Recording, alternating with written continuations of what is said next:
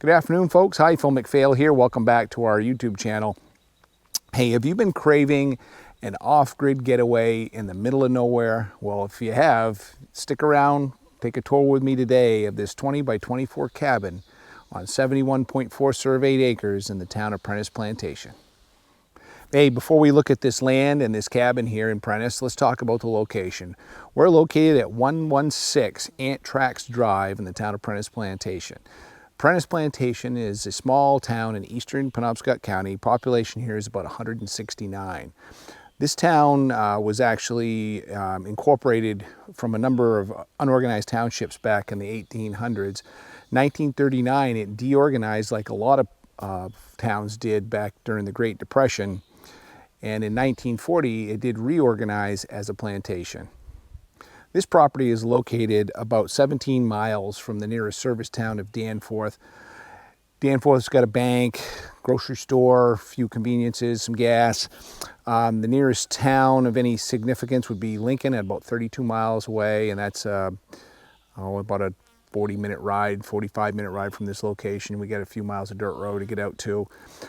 The Southern Aroostook County seat, southern seat of Holton is 51 miles to our north, and that's a similar town to Lincoln with hospitals, grocery stores, big box stores.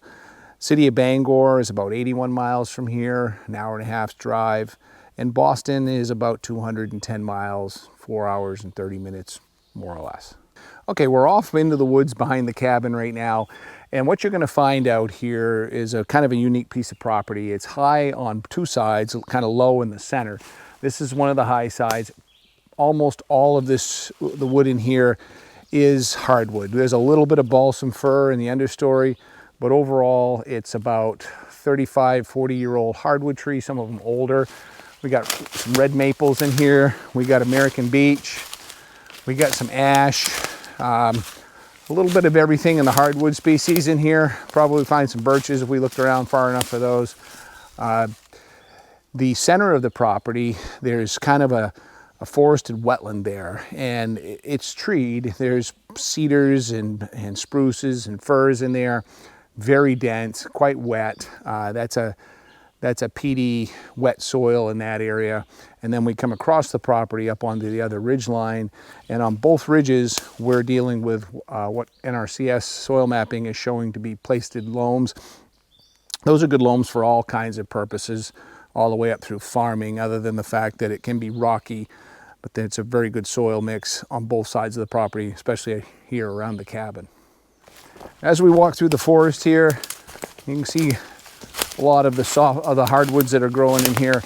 The elevations of this property are actually a pretty pleasant mix, but it's about 100 foot of elevation change from 580 feet above sea level to about 680 feet. And like I said, where it's good, it's really good, and where it's not, it isn't. And if you're a hunter, that dark shaded land down near that wetland in the center of the property is a great place to find deer, bear, moose, working the edges between this older growing hardwood and that bog land.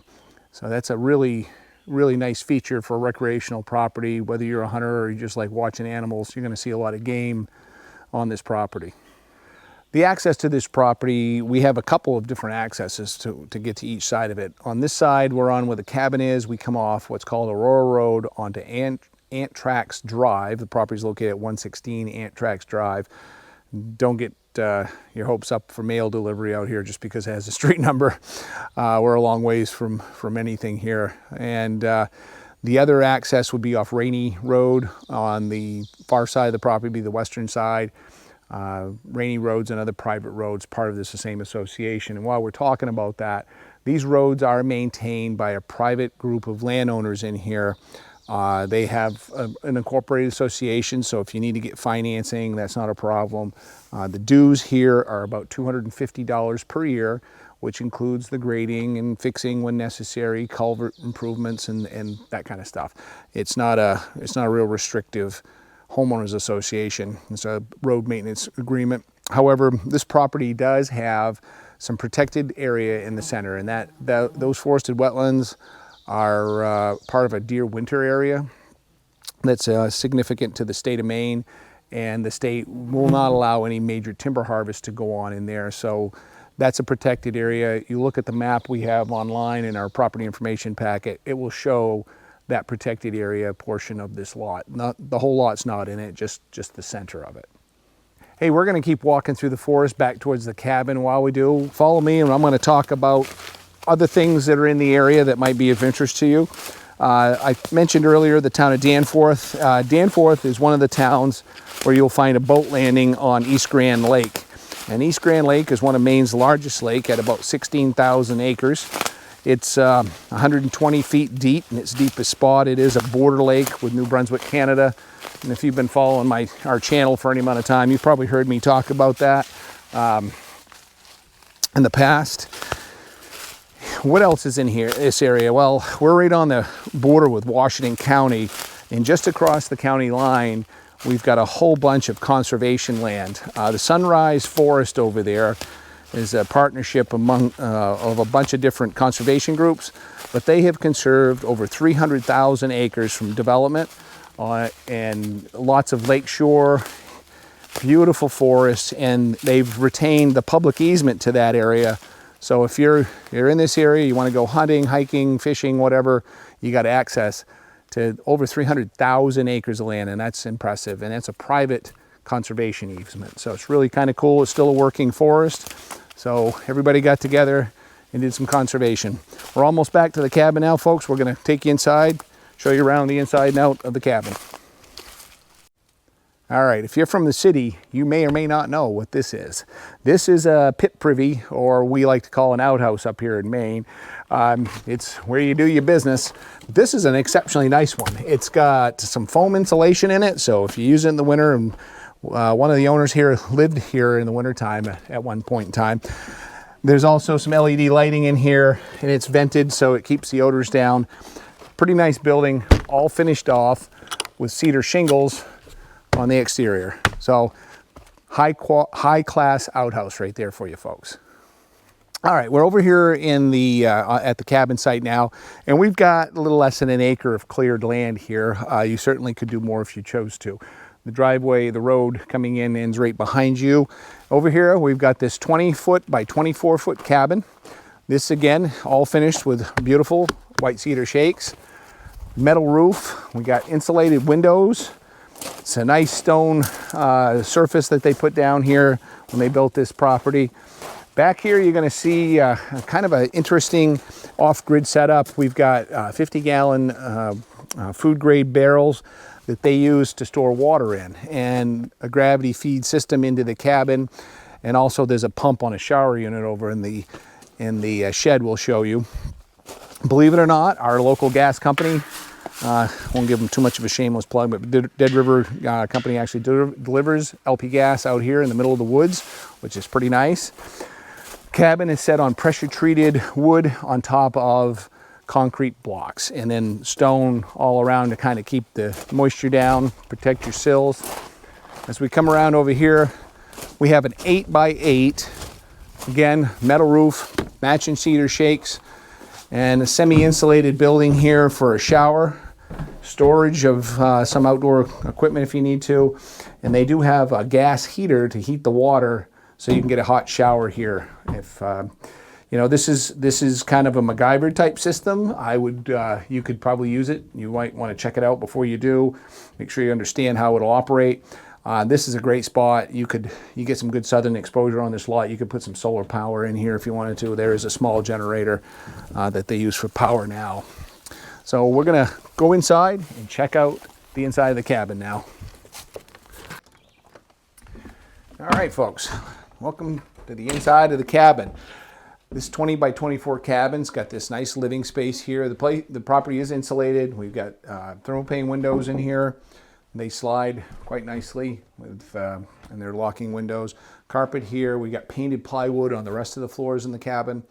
Then over here behind you, we've got a kitchen and dining area, a dining room table, kitchen sink. Like I said, we've got just a gray water pit for the sink and the shower. But you know, you could put a full septic system in here if you want to. I think you have no trouble getting a perk in here. Gas appliances, gas refrigerator, gas stove.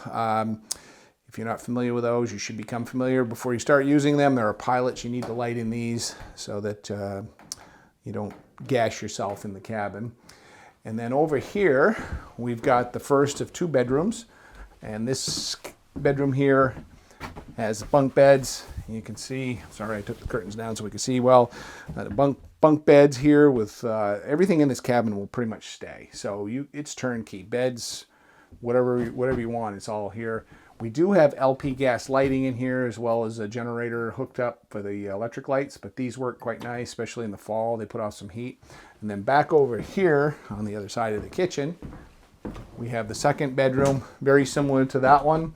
Again, got a set of bunk beds in here. And everything is finished with a painted OSB, floors, walls, ceiling.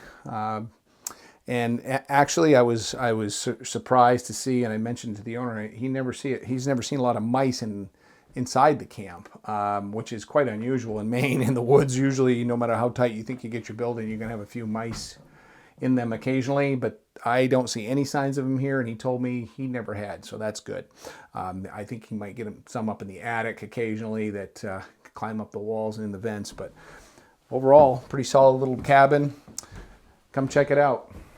Hey, before I wrap this video up and give you the price and all the other terms of the property, don't forget, like and share this video with some of your friends, and hit that subscription button down the bottom. If you've been watching us for a while and you haven't subscribed, please do. That way you won't miss the next video we put out. Let's wrap up the property with the price and the taxes. We've got the price of this property is $125,000, 71.4 acres. We've got a 20 by 24 cabin with the 2 bedrooms. We've got an 8 by 8 shed. We've got some hardwood. We got some softwood. We got no recent timber harvesting done. Beautiful piece of property. Taxes are right over here. If you got any questions, give me a call at 800-286-6164. If I'm not there, ask the girls to send you a property information packet while you're waiting for me to return your call.